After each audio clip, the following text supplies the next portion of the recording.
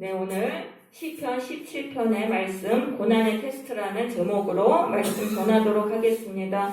표제를 보시면은요, 다윗의 기도라고 되어 있는데요. 이 기도라는 것은 히브리어로 테펠라라고 하는데 탄식의 기도를 말하는 것입니다. 다윗이 사울 왕의 무리들에게 대적을 받을 때에 하나님에게 구원을 간구하며 쓴 시가 되겠습니다. 사울 왕은요, 시기심에 사로잡혀서 자신의 사위이며 충신인 다윗을 미워하고 죽이려고 했습니다. 다윗은 피할 수 없는 이러한 상황 속에서 하나님께 구원을 호소하고 있는 것입니다. 1절을 보시면은요, 여호와여 의의 호소를 들으소서. 자, 의의 호소라는 것은요, 지금 부당하게 고난을 당하는 자신을 구원해 달라는 그런 정당한 호소가 되겠습니다. 하나님은 의로우신 재판장이시기 때문에요, 다윗의 호소를 들으시고 이러한 불의한 상황을 바로 잡으셔야 하는 것이죠. 나의 울부짖음에 주의하소서. 다윗은 너무나 억울해서 지금 울부짖고 있어요. 거짓되지 아니한 입술에서 나오는 나의 기도에 귀를 기울이소서. 지금 하나님께 드리는 기도가 하나도 거짓이 없는 사실임을 이제 말하는 것입니다. 우리가 이제 재판장이신 하나님께 기도할 때는요, 나의 상황을 정직하게 고해야 하는 것입니다. 우리가 법원에 가서도 재판장 안에서 거짓 증언을 하면은 이게 벌을 받게 되어 있습니다. 그래서 하나님께 기도를 드릴 때도 가감 없이 정직하게 기도를 해야 되는 것이죠. 자, 2절에서 다윗은요, 주께서 나를 판단하시며 주의 눈으로 공평함을 살피소서. 공평하다는 것은 의로움을 판단하소서라고 말을 합니다. 그러니까 다윗은요, 자신이 하나님 앞에서 의롭다는 판단을 받을 자신이 있었던 것입니다. 그는 지금 무고하게 악인들에게 핍박을 받고 있는 것이죠. 그러니까 하나님의 백성들은 이 불신자들이나 이 악한 사람들에게 시기와 미움을 당해요. 그렇게 해서 이제 고난을 당하고 죄 없이 이렇게 고난을 당하는 경우들이 있습니다. 많이 있습니다. 그래서 그럴 때는 인생이 바로 어두운 밤이 되는 것입니다. 그래서 그런 일을 당하면은 나는 왜 하나님을 뜻대로 사는데 왜 이런 일을 당할까 하면서 아주 많이 흔들리게 되는 것입니다. 이런 이제 고난의 때에 다윗이 놓여있는데, 그럼 왜 그런 일이 일어나고 있는지를 3절에 설명하는 것입니다. 주께서 내 마음을 시험하신다라고 되어 있어요. 그럼 이 시험하신다는 말은요, 금속의 순도를 결정하기 위해서 조사하는 것을 의미합니다. 하나님은요, 다윗의 마음이 순전한지를 지금 테스트하고 계셨던 거예요. 이 사울의 무리들에게 억울하게 고난을 당하는 이 상황을 통해서 다윗이 지금 그 신앙의 바른지를 조사하고 계셨던 거예요. 그래서 잠언서 7장 3절에 보시면은 도가니는 은을, 풀무는 금을 연단하거니와 여호와는 마음을 연단하신다라고 되어 있습니다. 사람의 마음을 연단하신다는 거는 조사하신다는 거예요. 그 사람의 중심이 바른지, 정말 하나님을 경외하는 사람인지, 아니면 자신의 이익을 위해서 하나님을 이용하는 그런 사람인지를 하나님은 조사를 하시는 거예요. 그렇게 해서 조사를 하셔서 찾아오시는 거예요. 찾아오셔서 방문하셔서 조사를 하시는데 밤에 찾아오신다는 거예요. 밤이라는 거는 인생의 어두운 때, 고난 속에서 흔들리는 그런 어두운 때에 하나님은 찾아오시는 것입니다. 평탄한 때에는요, 오셔도 다 사람들이 그 하나님 앞에서 그냥 의롭게 살아갑니다. 평탄할 때는 대부분 좀 그렇게 살아갑니다. 그렇지만 고난의 때는 흔들리는 거예요. 내가 신앙을 타협하고 불의를 해서 고난을 피하고 싶은 그런 유혹을 자꾸 받잖아요. 그러니까 하나님은 평탄한 때에 찾아오시는 것이 아니라 이렇게 고난의 때, 인생의 밤에 우리를 찾아오시는 것입니다. 그래서 이게 하나님의 보이지 않는 테스트가 있다는 것을 우리는 알아야 되는 것입니다. 고난이 하나님의 테스트라는 거예요. 그래서 우리가 수험듯이 시험을 봅니다. 인생을 살아갈 때 시험을 보는데, 시험을 보면은 거기를 통과하면 상을 받습니다. 그렇지만 시험에 떨어지면은 계속해서 재시험을 보게 됩니다. 그래서 하나님의 테스트도 마찬가지인 거예요. 그래서 내가 하나님의 이 고난이 하나님의 테스트인데 거기를 내가 올바른 중심으로 신앙으로 잘 인내를 했어요. 그러면은 거기를 통과하게 돼요. 그럼 하나님이 우리에게 복을 주시는 거예요. 천국의 복을 주시고 정말 잘했다 칭찬하시고 엄청난 축복을 해주십니다. 그런데 고난의 테스트를 통과하지 못하면 그 똑같은 고난을 또 계속해서 당해야 되는 것입니다. 그걸 통과할 때까지 계속해서 반복해서 당하게 되는 것입니다. 그렇게 해서 그래서 우리가 왜 우리가 같은 고난을 계속해서 반복해서 당하나? 고난의 못한 거예요. 그거를 통과를 해내야 되는데 계속 떨어진 거예요. 그래서 우리는 이 고난의 테스트가 있다는 걸 분명하게 알고 또 이 고난의 테스트는 반드시 통과해야지만 내가 나에게서 고난이 떠난다는 것을 우리는 알아야 되겠습니다. 그래서 다윗은 그걸 알았던 거예요. 왜 내가 이렇게 죄 없이 고난을 당하나? 이거는 하나님이 나를 지금 테스트하시는구나. 나의 중심이 바른지를 테스트하시는 거구나. 이걸 알았어요. 그래서 다윗이 어떤 거를 결단했냐 하면은요. 3절에 보시면은 내가 결심하고 입으로 범죄하지 아니하리이다. 자, 다윗은요. 하나님 앞에서 하나님이 자기에게서 흠을 찾지 못하도록 하시기 위해서 먼저 무엇을 했냐 하면은 입단속을 철저하게 했다라는 것입니다. 입술에서 불의한 말을 제했던 것입니다. 그러니까 이 입술이라는 건 사람이 가장 이게 다스리기 어려운 것이 입술이에요. 야고보서 3장 2절에서 우리가 만약에 말에 실수가 없으면 온전한 사람이라고 이렇게 말을 하고 있습니다. 인간이 모든 짐승은 다 다스렸는데 혀는 길들이지 못한다. 혀는 쉬지 않은 악이요 죽이는 독에 가득한 것이다라고 말씀하고 있습니다. 이처럼 혀를 다스리는 건 어려운 거예요. 근데 다윗은 그걸 했던 거예요. 왜? 고난의 테스트를 통과하기 위해서 혀의 입단속을 혀를 다스렸던 것입니다. 그래서 하나님께 원망하고 불평하는 말을 하지 않았습니다. 그뿐만 아니라 이 사울왕을 비난하고 험담하는 말도 하지 않았던 것입니다. 그리고 이 사울에게 대적해서 불의를 그런 역모를 꾀하려는 그러한 반역을 꾀하는 말도 하지 않았던 거예요. 그래서 우리도 이 고난이 왔을 때 이거는 이제 하나님의 테스트구나. 고난의 테스트를 통과해야 되는데 그러려면 입단속을 철저하게 해야 한다는 거예요. 이 말이 우리의 인생에서 굉장히 중요한 것입니다. 말 한마디 잘못해서 인생이 고통스럽게 되는 거예요. 야고보서 3장 6절에 보시면은 혀는 지체 중에서 온몸을 더럽히고 삶의 수레바퀴를 불사르나니 그 사르는 것이 지옥불에서 나느니라라고 되어 있습니다. 그러니까 말 한마디 잘못해서 내 인생을 지옥으로 만드는 그런 부메랑으로 이 말이 나에게 그렇게 돌아온다라는 것입니다. 그래서 우리가 이 고난의 테스트를 통과하려면은 입술을 잘 다스려야 하는 것입니다. 고난의 때에는요, 그냥 나를 무시하는 사람들이 생겨요. 그리고 내가 더 안 되기를 바라는 사람들이 생겨요. 그러면서 섭섭한 일들이 많아지게 됩니다. 그럴 때 분노하고 따지면 안 되는 거예요. 그럼 안 되고 또 내가 섭섭한 일 당한 걸 다른 사람에게 막 또 이렇게 험담을 하고 그렇게 해서는 안 되는 거예요. 그냥 나 혼자만 알고 지나가야 되는 것입니다. 입단속을 철저하게 하고 억울한 것을 하나님께만 아뢰야 되는 것입니다. 그리고 하나님께 드리는 기도도요, 함부로 해서는 안 되는 것입니다. 전도서 5장 2절에 너는 하나님 앞에서 함부로 입을 열지 말고 급한 마음으로 말을 내지 말라. 하나님은 하늘에 계시고 너는 땅에 있음이니라 라고 말씀하고 있습니다. 우리가 기도할 때도 내가 고난당한다고 해서 하나님께 그냥 막 원망하고 따지고 이러면 안 되는 것입니다. 기도를 할 때도 하나님과 우리는 급이 다르잖아요. 그러니까 하나님을 존중해서 그런 기도를 드려야 되는 것입니다. 그래서 우리는 입술을 조심해야 된다. 우리가 입술을 조심해야 된다는 걸 명심해야 돼요.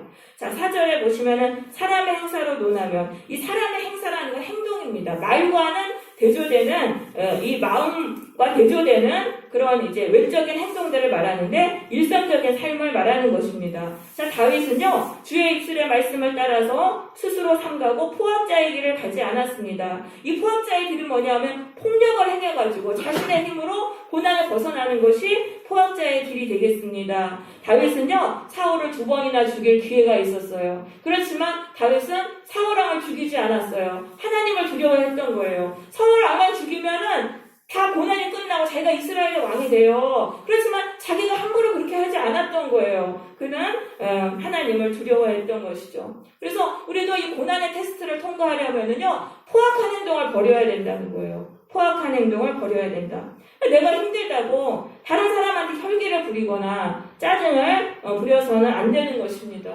연약한 사람에게 화풀이를 해서는 안 되는 거예요. 그런 일을 하면은 우리가 테스트를 통과하지 못하게 됩니다. 그뿐 아니라 죄를 지었기 때문에 우리는 고난이 더욱더 가중되게 되는 거예요. 그래서 이게 분노가 막 올라올 때 조심해야 돼요. 고난 속에서는 우리 속에 내재되어 있던 분노가 막 이제 분출돼 올라옵니다. 그럴 때 그거를 폭발하면은 화 한 번 내가지고 이게 뭐 수십 번 기도한 걸 다 무너뜨릴 수가 있는 것이죠. 그래서 우리는 이 고난의 용광로 속에 들어가서 내 모든 혈기가 다 죽어야 되는 거예요. 내 안에서 분노가 나오고 이런 것들을 다 참으면서 우리가 이런 이제 포악한 일을 하면 안 되는 것입니다.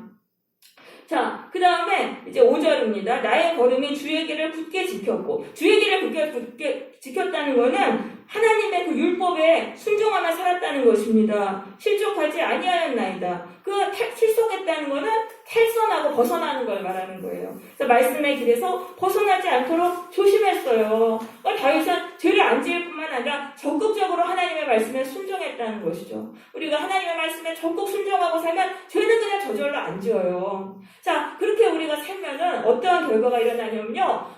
마음에 이렇게 하나님이 내 기도를 들으시겠구나라는 그런 확신이 막 이렇게 들게 됩니다. 그래서 6절입니다. 다윗이 어떻게 고백했습니까? 하나님이여 내게 응답하시겠으므로 내가 불렀사오니 내게 귀를 기울여 내 말을 들으소서. 다윗은요 점점 자신이 붙은 거예요. 내가 이렇게 말과 행동에서 불의를 버리고 하나님 말씀대로 순종하니까 하나님이 내 기도를 들으시겠구나. 이 확신이 점점 이렇게 생겼어요. 그래가지고 더 기도를 믿음으로 하게 되었던 것입니다. 자, 그래서요 요한일서 3장 21절에도 이렇게 되어 있어요. 우리 마음이 우리를 책망할 게 없으면은 하나님 앞에서 담대하게 구한다는 거예요. 그러면은 그 기도대로 또 응답을 받는다는 것이죠. 그래서 우리가 기도할 때는 삶이 중요하다는 거예요. 내 삶이 중요한 거예요. 야고보서 5장 16절 의인의 간구는 역사하는 힘이 크미니라. 우리가 하나님께 기도할 때는 불의를 버려야 되는 거예요. 나의 입술의 말과 나의 행동에서 불의를 버려야지 그 기도가 능력의 기도가 되는 것입니다. 죄를 지으면서 기도하는 것은 어리석은 행동이에요. 우리가 기도를 열심히 하는데 왜 기도가 응답되지 않는가? 그럼 내 삶을 봐야 되는 거예요. 내가 말에서 불의한 말을 하지 않는가? 그리고 내가 행동에서 다른 사람을 억울하게 하는 일을 하지 않는가? 이런 것들을 자꾸 보면서 이런 것들을 우리가 이제 제거해야 되는 것입니다. 그럴 때 우리의 기도가 점점 이제 능력 있는 기도가 되고 내 안에서도 자꾸 믿음이 붙어요. 하나님이 내 기도 들으시겠구나. 이렇게 이제 믿음이 붙게 되는 것입니다. 자, 이제 다윗은 하나님께 이제 구원을 간구합니다. 7절입니다. 주께 피하는 자들을 오른손으로 구원하시는 자요. 오른손이란 능력이라는 뜻입니다. 능력으로 구원하시는 주요. 주의 기이한 사랑을 나타내소서. 여기서 기이한 사랑으로 되어 있는 히브리어 언어는요, 헤세드입니다. 헤세드입니다. 이 성경학자들이 이 성경에서 가장 중요한 단어로 꼽는 게 바로 헤세드인 것입니다. 헤세드는 뭐냐면은 이제 인자라는 말로도 이제 번역이 되었는데요. 약속을 이루시는 하나님의 신실하심을 말하는 것입니다. 하나님은 약속하셨다 하면은 그걸 신실하게 이루시는 거예요. 그러니까 기적을 통해서 도저히 불가능한데 그걸 이루시는 거예요. 기적적으로 이루시기 때문에 여기서는 기이한 사랑이라고 이렇게 표현을 한 것이죠. 예를 들면은 이제 요셉의 경우에 요셉의 꿈을 꿨잖아요. 해와 달과 11별이 자기에게 절하는 꿈을 꿨는데 이제 이게 하나님이 요셉에게 주신 약속이었던 거죠. 그런데 요셉이 애굽의 종으로 팔려나갔어요. 그러니까 그 꿈이 이루어지지 않을 상황이 되었지만 결국에 나중에 요셉은 애굽의 총리가 되었고 야곱과 그 11형제가 와서 다 절하지 않았습니까? 그래서 하나님의 약속은 기적적으로 정말 이루어졌던 것입니다. 그뿐만 아닙니다. 이스라엘 백성들에게 출애굽을 약속하신 그 하나님은 결국은 홍해를 가르시고 그들을 구원해 내셨던 것이죠. 신실하게 하나님의 약속을 이루셨던 것입니다. 이 다윗도요, 지금은 이렇게 고통당하지만 결국에는 사울왕을 이기고 하나님의 언약대로, 하나님의 약속하신 대로 이스라엘의 왕이 되지 않았습니까?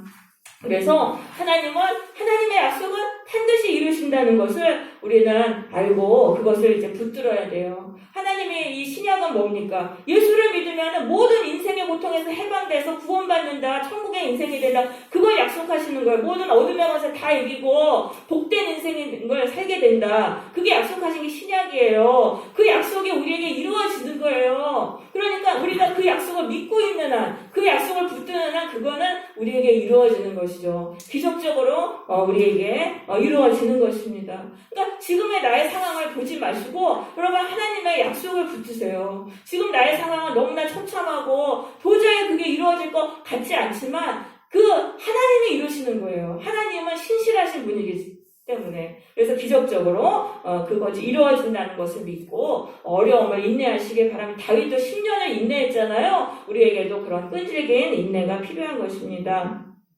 자, 8절에서 다윗은 하나님께 보호를 요청하고 있습니다. 나를 눈동자같이 지키시고 주의 날개에 그늘에 감추사 내 앞에서 나를 압제하는 악인들과 나의 목숨을 노리는 원수들에게서 벗어나게 하소서. 자, 하나님은요, 당신의 백성을 눈동자같이 지키세요. 우리는 몸에 갑자기 위험한 일을 당하게 눈부터 감아요. 눈동자를 보호하는 게 바로 본능이에요. 찰나의 순간에 눈부터 감잖아요. 하나님이 우리를 보호하시는 것도 그렇습니다. 본능적으로 찰나에 우리를 위험한 때에 보호하십니다. 그리고 독수리가 자기의 새끼들을 이 날개 아래 이렇게 보호하듯이 그렇게 우리를 보호하시는 거예요. 그래서 원수들이 둘러싸도 하나님이 보호하시면 절대 안전한 것이죠.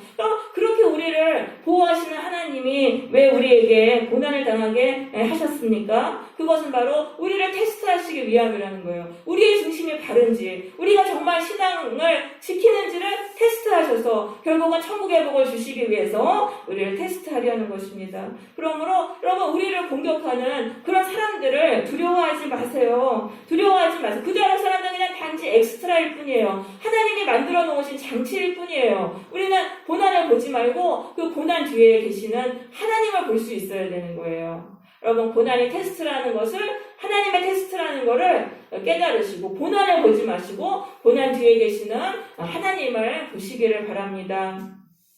예수님이요, 갈릴리 바다의 그 풍랑을 걸어오셨어요. 제자들이 이제 있는 그 배로 걸어오실 때 베드로에게 무리를 걸어오라고 하셨습니다. 근데 베드로가 예수님을 보고 갈 때는 그 무리를 걸었어요. 그렇지만 이 바깥의 풍랑을 바라보니까 물속에 빠져들었습니다. 그게 이제 마찬가지예요. 우리도 이 고난 자체만을 보면은 우리는 고난의 파도 속에 빠져들어가는 거예요. 하지만 이 고난 뒤에서 나를 테스트하고 계시는 그 하나님의 얼굴을 바라볼 때 우리는 이 고난의 파도를 이겨나가는 거예요. 그 하나님을 바라보세요. 내 주변에 이거는 이런 고난의 상황들은 하나님의 장치구나. 이런 사람들, 나를 괴롭히는 사람들은 단지 엑스트라일 뿐이구나. 이것을 생각하시고 하나님을 바라보시면서 우리가 이 고난의 때를 이겨나가시기를 바랍니다.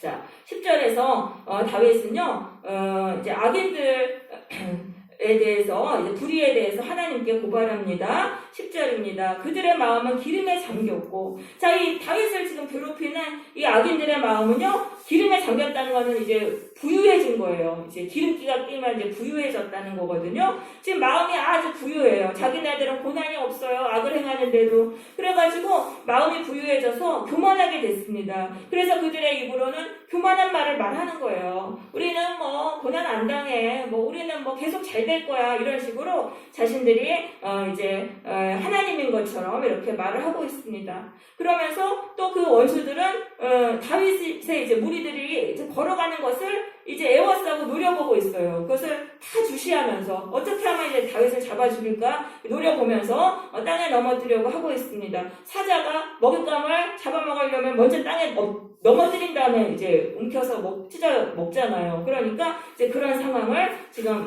말을 하고 있습니다. 자, 그렇게 됐을 때 지금 다윗과 그럼 악인들은 행동이 점점 이게 구별이 되는 거예요. 다윗은요, 말도 지금 불의를 조심하고 포악한 행동도 안 하고 점점 말과 행동이 깨끗해지고 있어요. 그렇지만 이 악인들은요, 지금 어떻게 됩니까? 점점 교만해지면서 점점 저 악을 더 행하고 있어요. 그렇기 때문에 이게 점점 이게 분리가 되는 거예요. 이 다윗과 원수들이 알곡과 가라지로 점점 이제 분리가 되는 것입니다.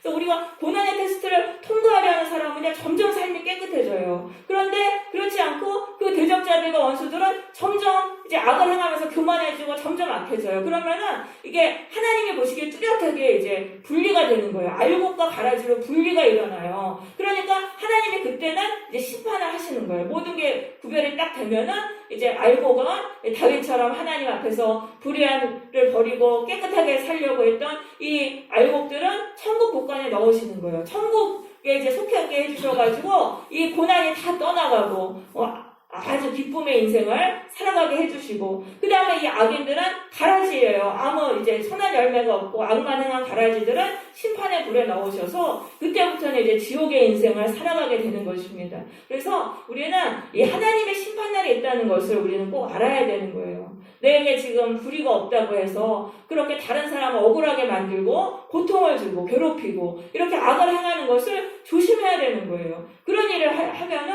이 심판날에 심판의 불에 들어간다는 것을 깨닫고 우리가 그러한 일을 버리고 불의에서 돌아서도록 해야 되는 것입니다.